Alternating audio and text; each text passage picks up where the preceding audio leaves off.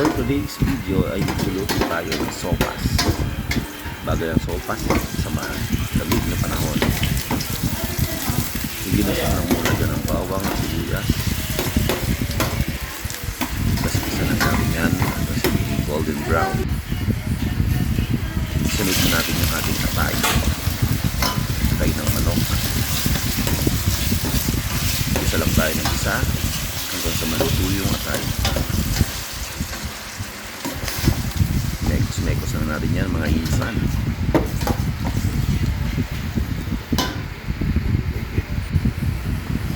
At isunod na natin yung ating makaron. Nilaga ko na rin yan para madali nang maluto.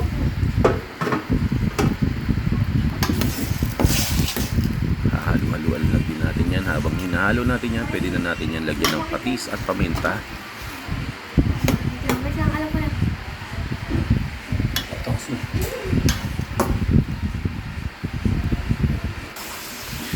At pagkatapos ay lagyan na natin siya ng tubig.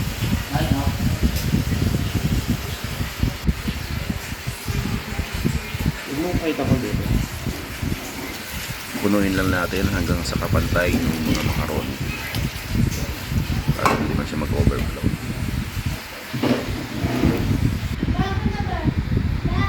Pagkatapos ay ilagay na natin ang ating gatas. Alaska, baka naman.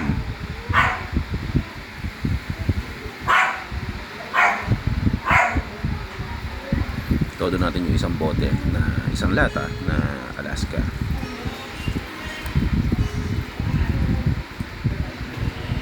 Pagkatapos ay ilagay na natin yung chicken cubes.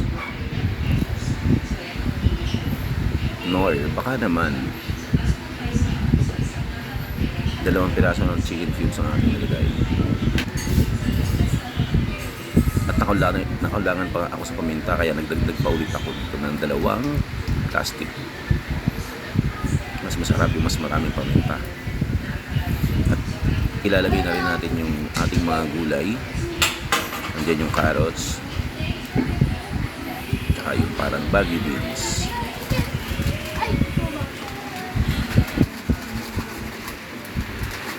At kapag kumukulo na, ilagay na natin ang ating hotdog. Ayaw pang mahulog ng 3 piraso o 4, kaya kinamay ko na lang.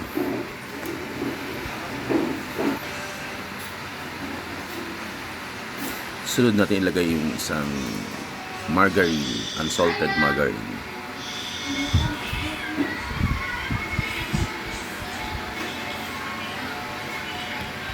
Unti-unti na rin natin natimplahan yan ng mga pampalasa.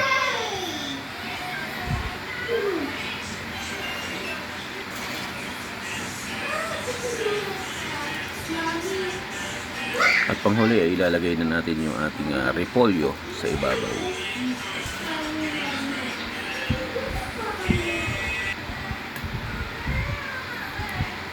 Haluin lang ng dahan-dahan para hindi pumapon. Tikman natin kung tama na ba ang lasa, yung alat. Anong pang hinihintay mo? Tara!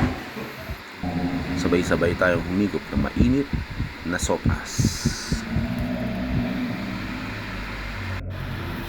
At kung umabot ka nga sa puntong ito, paki-comment mo naman sa comment section kung taga saan ka para malaman ko kung saan nakarating ang video na ito.